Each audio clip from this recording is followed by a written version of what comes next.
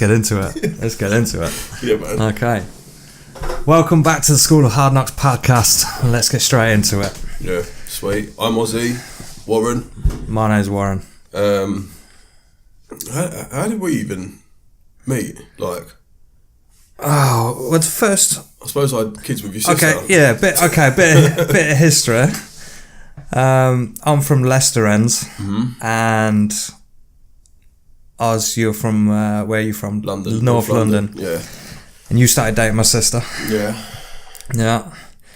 And yeah, first time we met, you just come up for a barbecue. Yeah.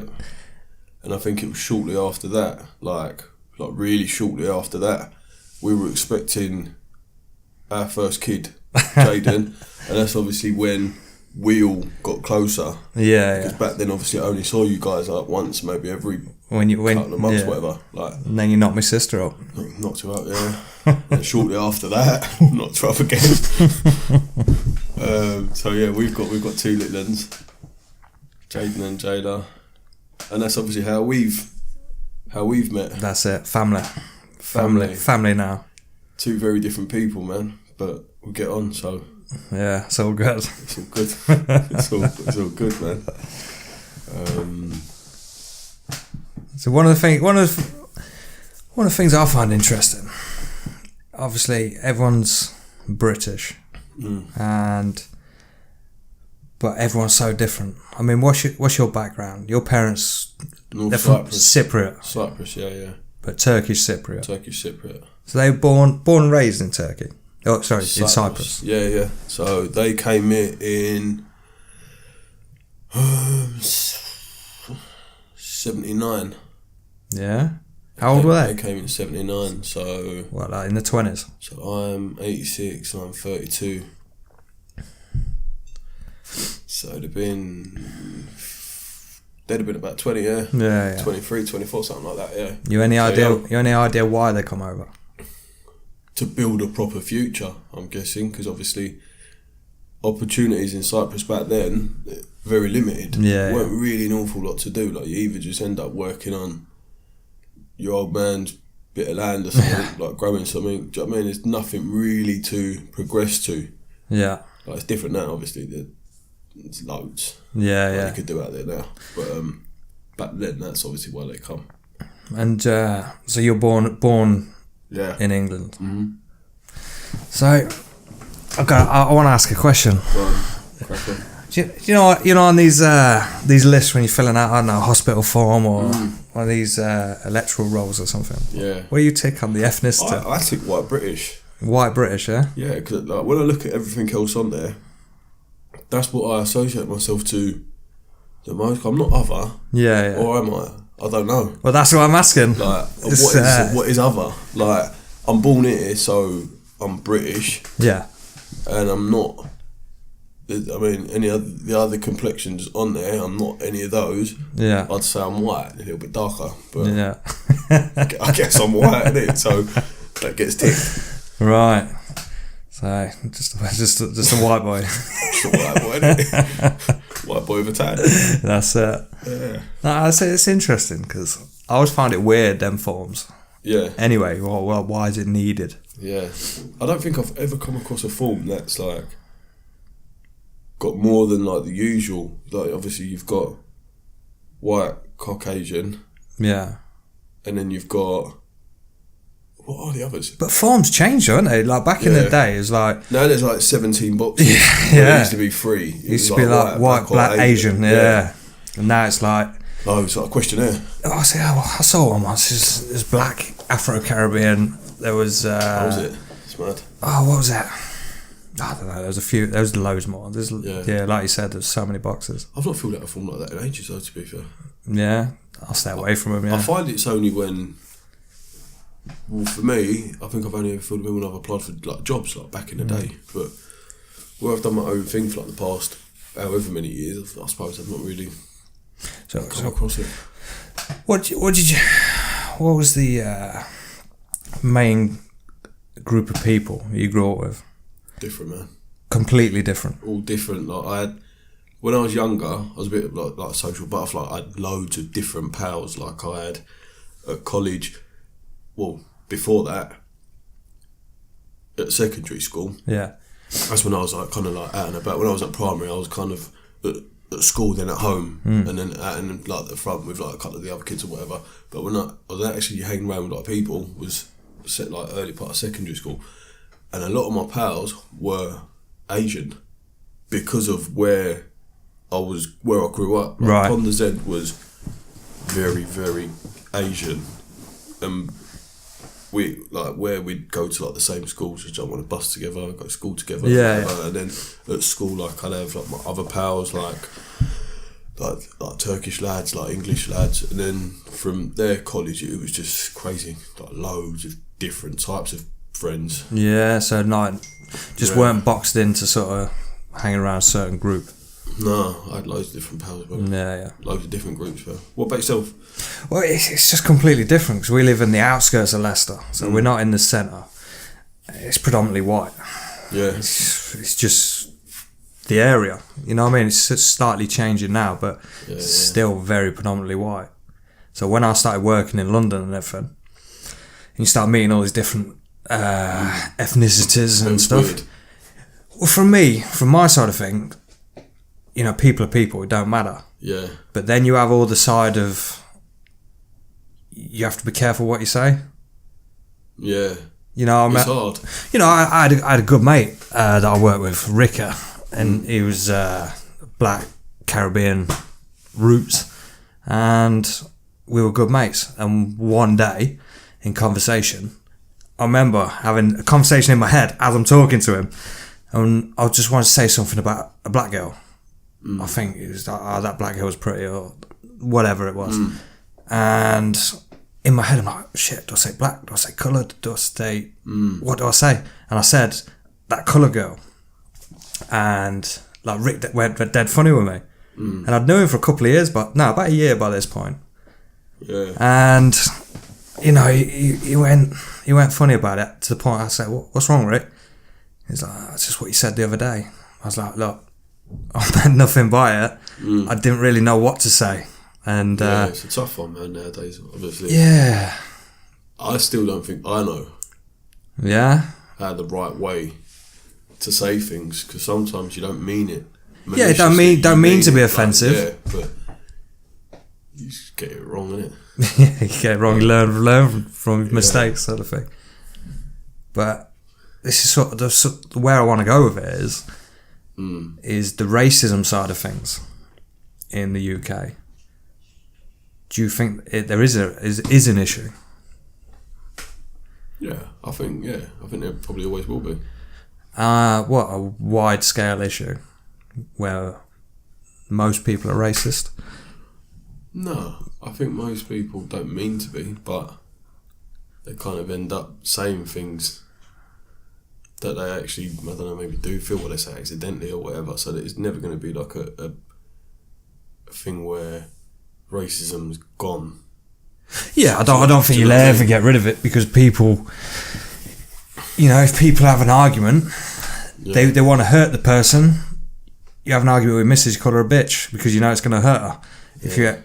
It's easy to have an argument with a black fella and call him an N-word, or an Asian fella and call him a chink, or you know, people are just naturally you want to hurt someone. You say words to hurt them. Yeah. But I mean, racist people just do not like people of other ethnicity. I think in certain places where you can be, if it's predominantly one culture, then you probably can be. Like, it's easier to be, but like where I am, like in London, you can't be, because like even if you are, you can't really show it. Yeah. Ever.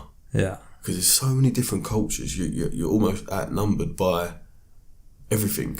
Yeah. Like, say, obviously I'm Cypriot or whatever, but 20 years ago, you probably could be racist to like a Cypriot person. Not that I've ever experienced anything like that, but you could be, because there was less of us. Yeah. Whereas now, because it's so multicultural, you can't really target like a culture and say, you don't fuck, like, you know what I mean? You don't want to get at, because there's so many of them.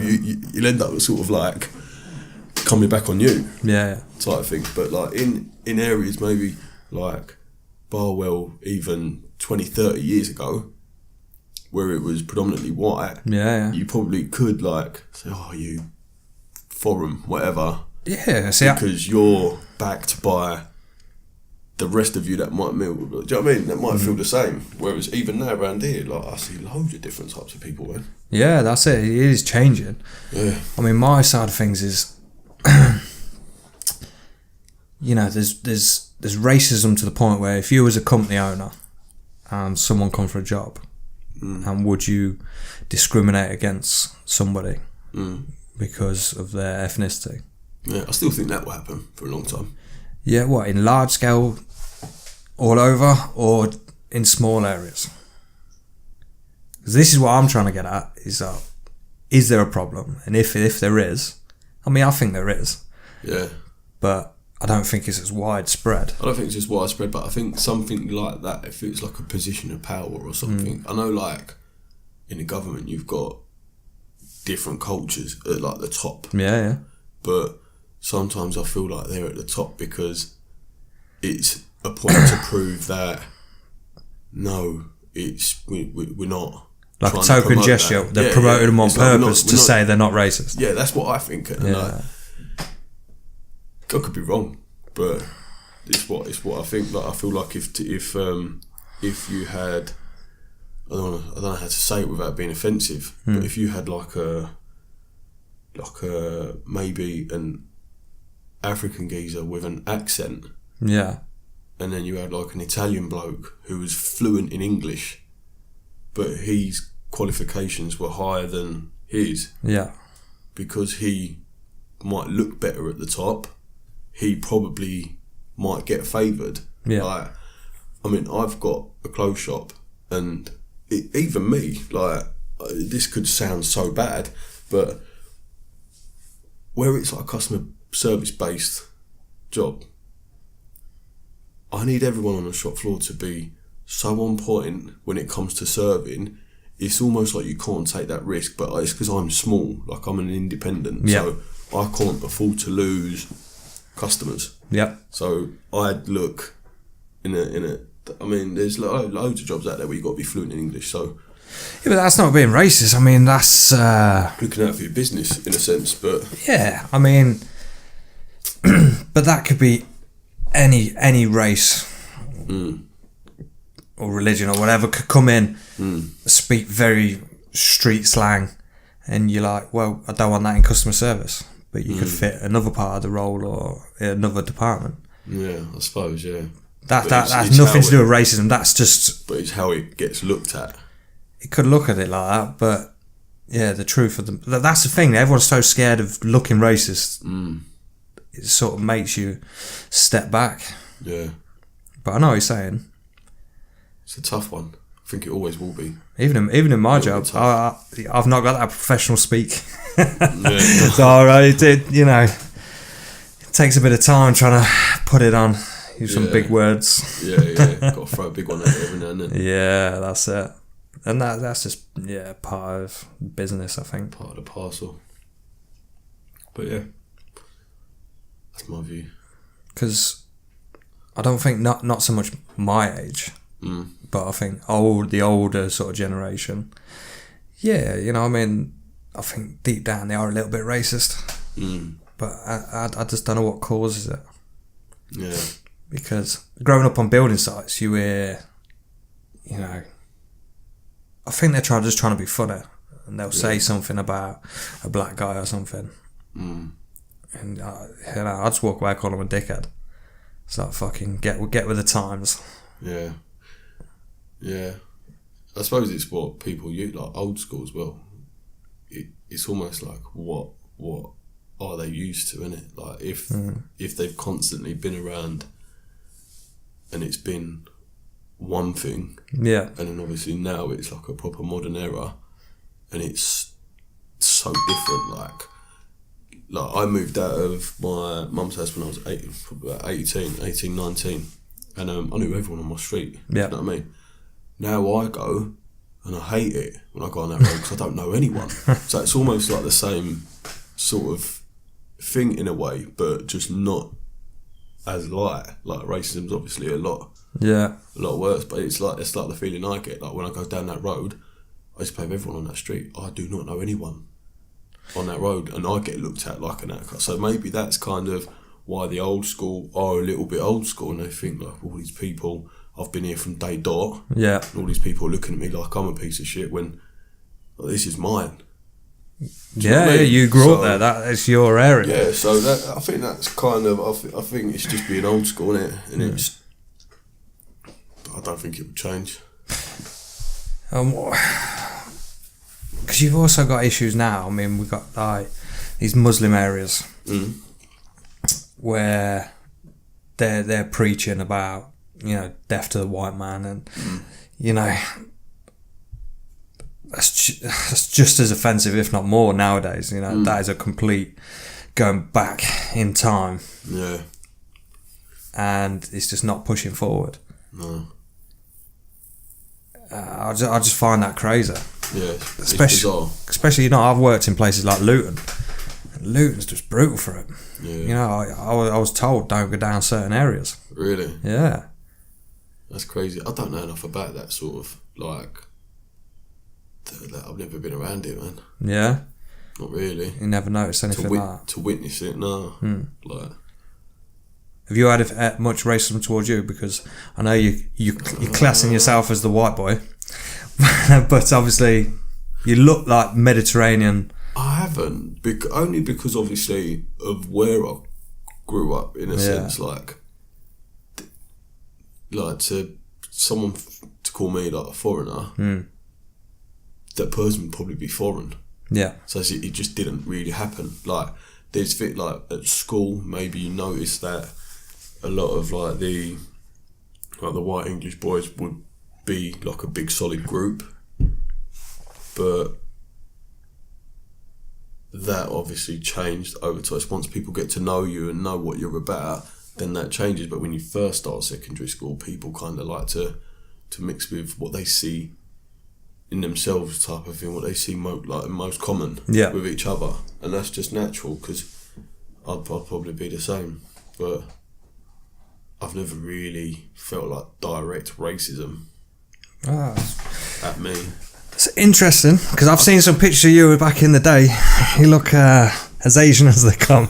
Yeah, mate, I get all sorts. Like I've had like, especially that one when he was in the music video. Yeah, that's like Asian. That you reckon? In that one, I don't know. I think you'll have to get a little clip up for him later on and stick it on there. But, so what music video was it? It was a Skepta music video. Skepta. Yeah. Which one? We need to find it now. I don't know what it's called, man, to be fair. But it was like a... Do you want me to find it? Nah, we'll find it. We'll find it later. I'll put a link in. Yeah. Stick a link in there. But yeah, I'll find out what the video is. But yeah. That was like the slightly more rude boy days though, when I thought I was like a little bit of a roadman. Yeah. Yeah, I'm not like that no more. Come on. Your sister's with a good boy. Yeah, that's it. Yeah, no. But no. What about you? Have you ever like racism on building sites or anything like that? Or not really? Yeah, from other side, the older generation, like calling people the N-word, no, don't go near that N-word. But nothing at you? Against me, no. I've always... Calm. Because... I don't know whether I'm just an anomaly or what. Because, like I think I've told you before, I grew up watching a lot of TV, a lot of American TV. And watching Def Comedy Jam, My Wife and Kids, a lot of black humour. Yeah, humour and and shows and all stuff like that. And so, what was that little beeping noise? Oh, I'll check it in a minute. So I've never found it to be a problem. Yeah. Race. I think all people are people. So anyone that I see as racist, I've always just blanked them. You get the odd time when maybe it's your boss and he's telling a few black jokes or whatever, and you can't blank him. He's your boss, but I ain't. But I ain't gonna glorify it. I don't mind jokes because like, even if someone said like a joke about a Turkish man, there's always jokes about a Turkish man and kebab and whatever. Like it's a joke, and if you know like it's light-hearted, I'll take it on the chin. Because everyone. But again, it's a different situation. If you're mates, me and your mates, right? I can say stupid jokes about you looking Asian or you Turkish jokes or something. Yeah. Because we're mates. We've gone past that level. We're quite close. We know we can have a laugh with it. Okay, so say you was on a building site. Yeah. Right. I won't just be ripping in people for being Turkish or whatever. No, but like, say there was like, you remember them jokes that used to be like, there was a black guy, an English guy, a Welsh guy. Yeah. Would you say a joke like that in front of someone you didn't know that was any of those cultures? No. You wouldn't? No. And to be honest, I've made them sort of jokes. You overhear them when you're like 12, 12, 13. I think they were the sort of age when you start making them sort of jokes. And I noticed that I was always very aware of my surroundings before I made a joke. And I was like, well, if I don't want, if I'm not prepared everyone to hear it, obviously it's not good. Yeah. And that was it. I stopped making them sort of jokes. You were quite aware then for a 12-year-old. I didn't see anything bad in that. Because you're saying like loads of different cultures in one joke. Yeah. You're not going to be racist like I think it is a joke. Yeah. Oh, definitely, 100%. It's a joke, but I think some people are going to take it offence. So I don't want anyone to be offended. So yeah, that's one. Yeah, that's one thing. Sweet. So that's racism. It's a crazy. In a nutshell. It's just a rabbit hole, though, isn't it? Yeah. You could just go down and down into it. I don't know. Maybe we need a different couple of ethnicities from different couple of places, and we need to discuss it more in depth. Yeah. Defo. I know you want to talk to was it Wild Man Steve or something? Steve the Madman. Steve the Madman. Snapchat sensation. I've never met him. I need to meet this guy. Funny geezer, man. So funny. But that's like my other pal, like Hacks, man like Hacks on Instagram. Oh yeah. He's Turkish Cypriot. But is it? His jokes are all different. Like his characters, he's got like 6 or 7 different characters. Yeah. One's like an Asian geezer called Jabs. Then another one's like a Cockney English manager. He's funny. But he some people could look at that as almost. But I bet some people do, especially the Muslim culture. They take really offence to anyone mocking it. Like, if he does like a Jabs thing on Instagram, it's almost like majority of the comments will be Asian people like rating him. Yeah. Saying like, smashed it mate, sounds funny, blah blah blah. Like, it's crazy, man. See, I saw him on the build up to the Wembley Cup. Yeah. And that's when I sort of got into him. And yeah, it's funny. Yeah, it's top geezer, man. You've had him in the shop, haven't you? Yeah, a few times, yeah. Yeah. Nice geezer. Yeah, I would like to meet him. Because I saw a little bit of his serious side as well. Because he did some little bit in the build up to the Wembley Cup. There was and they focused on him for like a little 10-minute clip, and he was just being him instead of being one of his characters. Yeah. And he seems like a normal geezer. Doing well as well, to be fair. Smashing it. Social media, mate, powerful. So powerful.